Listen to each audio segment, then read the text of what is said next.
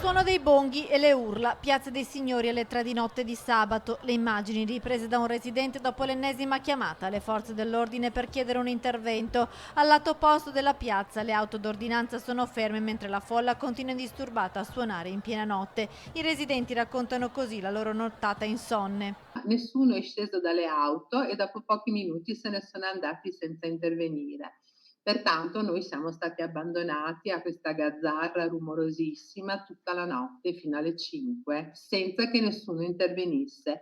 Alle telefonate successive il 113 ha detto che c'era troppa gente, era troppo pericoloso poter intervenire.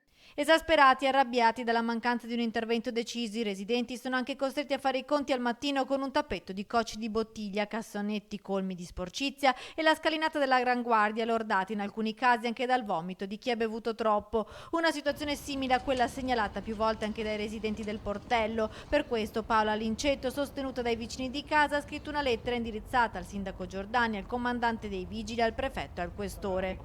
Chiaramente vogliamo capire quali sono le ragioni per cui siamo stati trattati in questa maniera.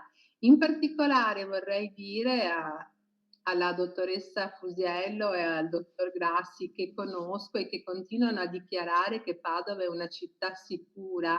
Come può essere sicura se le forze dell'ordine sostengono di non avere il coraggio di uscire per contenere 200 persone? Sicura in che senso è questa città? Un messaggio chiaro alle istituzioni e anche all'assessore Bonavina, che ha detto di voler tutelare i cittadini ma che non si può ostacolare la ripartenza sociale.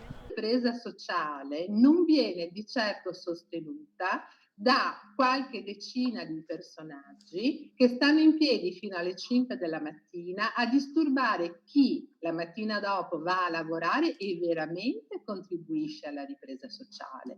Vorrei dire all'assessore Bonavina, a nome dei miei vicini di casa, anche che siamo stanchi di essere presi in giro.